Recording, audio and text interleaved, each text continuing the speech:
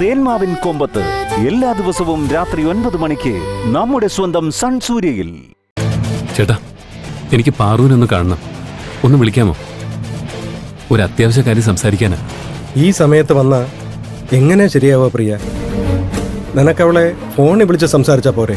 രാവിലെ മുതൽ ഞാൻ അവളെ വിളിക്കാൻ ശ്രമിക്കുന്നുണ്ട്, പക്ഷെ കോള് കണക്ട് ആവുന്നില്ല. അവള് തലകറങ്ങി വീണുന്ന് കൈലാഷ് സാറ് പറഞ്ഞിട്ടാ ഞാൻ അറിഞ്ഞത്. അതിനുശേഷം ഇതുവരെ ഞാൻ അവളെ കണ്ടിട്ടില്ല. എനിക്ക് ഒരു മനസമാധാനമില്ല ഏട്ടാ. ഒന്ന് സഹായിക്കുക പ്ലീസ്. ഒന്ന് നിൽക്കി, ഞാനൊന്ന് നോക്കട്ടെ.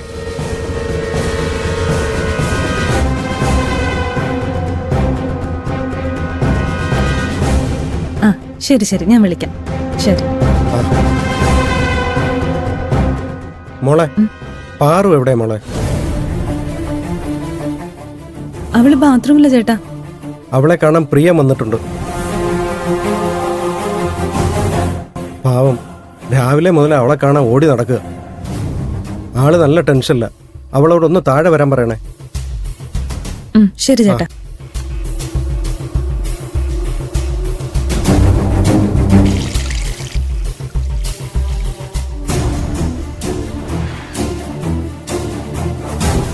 ഞാൻ മീരയോട് പറഞ്ഞിട്ടുണ്ട്, അവള് പാറുവിനെയും കൂട്ടിക്കൊണ്ടുവരും. താങ്ക്സ് ചേട്ടാ.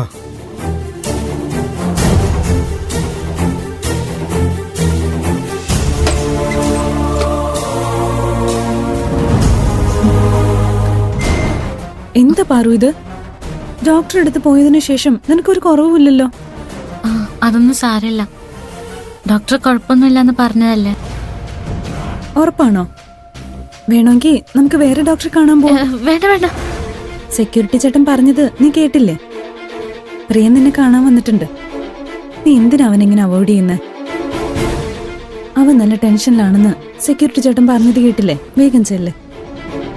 ഈ ഒരു അവസ്ഥയില് ഞാൻ എങ്ങനെയാ പ്രിയൻചേട്ടനെ പോയി കാണാ? വിഷമം കൊണ്ടറിയാതെ ഞാൻ സത്യമെല്ലാം പറഞ്ഞു പോകും. അങ്ങനെ ഒരിക്കലും സംഭവിക്കാൻ പാടില്ല. നീ എന്താ ആലോചിച്ച് നിൽക്കുന്നത്? വേഗം പോ. വേണ്ട, അത് ശരിയാവില്ല. എനിക്കിപ്പോ പ്രിയൻചേട്ടനെ കാണാൻ പറ്റില്ല. ഞാൻ നാളെ സംസാരിക്കാന്ന് നീ ഒന്ന് പറഞ്ഞാ മതി. നീ എന്തൊക്കെയാ പാറു ഈ പറയുന്നത്? നീ ഞങ്ങളോട് പോലും മര്യാദയ്ക്കൊന്നും സംസാരിക്കുന്നില്ല. പ്രിയനോട് സംസാരിച്ചാ നിനക്ക് അത്രയെങ്കിലും ആശ്വാസം കിട്ടില്ലേ? പോയി സംസാരിച്ചിട്ട് വാ. വേണ്ട.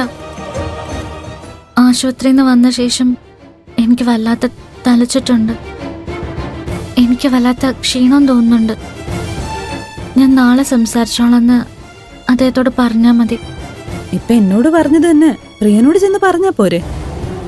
നിന്നെ കാണുമ്പോ പ്രിയനും ഒരു സമാധാനം കിട്ടും. നിനക്കും സന്തോഷത്തോടെ ഉറങ്ങാലോ. അവനൊന്ന് ചെന്ന് കാണു പാറു. എന്നെ ഈ അവസ്ഥയിൽ കണ്ട പ്രിയൻചേട്ടന് കൂടുതൽ ടെൻഷൻ ആവുകയുള്ളൂ. നീ ദയവ് ചെയ്ത് പ്രിയൻചേട്ടനെ എങ്ങനെയെങ്കിലും ഒന്ന് പറഞ്ഞേക്ക്. നീ ഇങ്ങനെ വാശി പിടിക്കുകയാണെങ്കിൽ എന്താ ചെയ്യാ? ഞാൻ പ്രിയനോട് സംസാരിക്കാം. നീ മുറിയിൽ ചെന്ന് റെസ്റ്റ് എടുക്ക.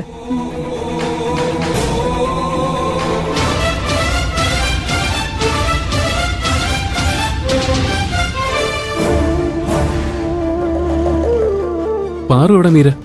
അവള് വന്നില്ലേ? ഇല്ല. അവളെന്താ എന്നെ കാണാൻ വരാത്ത? ഹോസ്പിറ്റലിൽ നിന്ന് വന്ന ശേഷം അവൾക്ക് നല്ല ക്ഷീണമുണ്ട്. അവൾ ആ അവസ്ഥയില് പ്രിയം കണ്ട കൂടുതൽ വിഷമിക്കുമെന്ന് കരുതിയായിരിക്കും. ചിലപ്പോൾ ഡോക്ടർ പറഞ്ഞിട്ട് കൂടുതൽ ഗുളികൾ കഴിച്ചു കാണും. അതിന്റെ ക്ഷീണം കൊണ്ടായിരിക്കും. അവക്ക് വേറെ കുഴപ്പമൊന്നുമില്ലല്ലോ? അവള് ഓക്കെയാ. നാളെ രാവിലെ എഴുന്നേറ്റാൽ ഉടനെ പ്രിയനെ വിളിക്കുമെന്നാ അവള് പറഞ്ഞത്. ആശുപത്രിയിൽ തന്ന റിപ്പോർട്ട് മീര വായിച്ചായിരുന്നോ? ഇല്ല, പക്ഷെ അവൾക്ക് വൈറ്റമിൻ ഡെഫിഷ്യൻസി ഉണ്ടെന്ന് കൈലാഷ് സാർ പറഞ്ഞു. കൈലാഷ് സാർ എന്നോട് അവളെ നന്നായിട്ട് നോക്കാൻ പറഞ്ഞു. അവളെ കാണാൻ പറ്റാത്തതിന്റെ വിഷമമുണ്ട് എനിക്ക്. എന്ത് ചെയ്യാനല്ലേ? പ്രിയനെ കാണാൻ പറ്റുന്ന അവസ്ഥയിലായിരുന്നെങ്കിൽ അവൾ എന്തായാലും വന്നേനെ. അവൾക്ക് ഒട്ടും വയ്യാത്തതുകൊണ്ടാ. പ്രിയന് പരിഭവമൊന്നും തോന്നരുത്. അയ്യോ, എനിക്കൊരു കുഴപ്പമില്ല.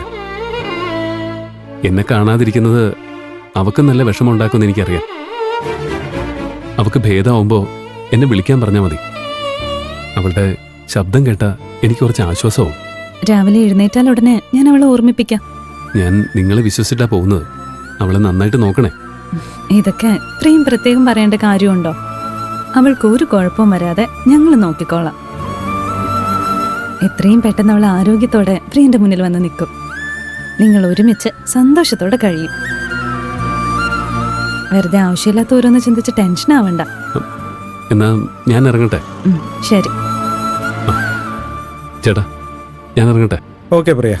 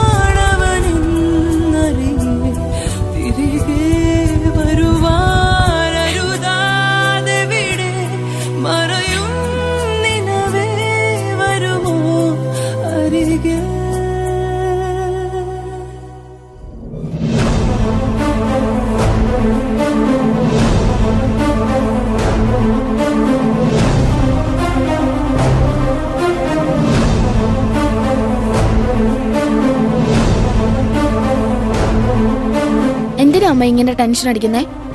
ചേട്ടൻ എന്തെങ്കിലും അറിഞ്ഞാ വിളിക്കും. രാവിലെ പാറുവിനെ തേടി പോയവനാ. അവളെ കണ്ടോ, ഡോക്ടർ എന്താ പറഞ്ഞത് എന്നതിനെ കുറിച്ച് ഒരു വിവരവും ഇല്ല. രണ്ടുപേരും ഫോൺ ചെയ്യുമ്പോ എടുക്കുന്നുമില്ല.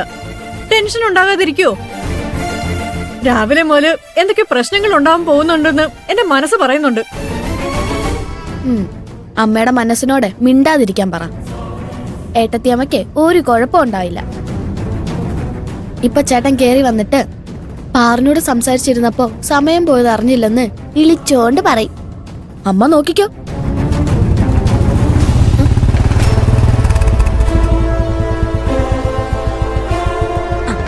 കേട്ടല്ലോ, 100 ആയുസ ചേട്ടൻ വന്നു.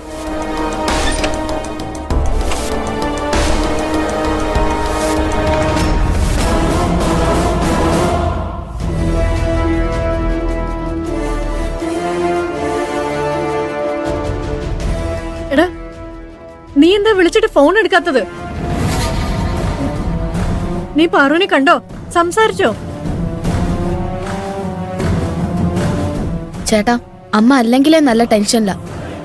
നീ ഇങ്ങനെ ഇരിക്കുന്ന കണ്ടിട്ട് എനിക്കും പേടിയാവുക. ഏട്ടത്തിയമ്മയ്ക്ക് കുഴപ്പമൊന്നുമില്ലല്ലോ?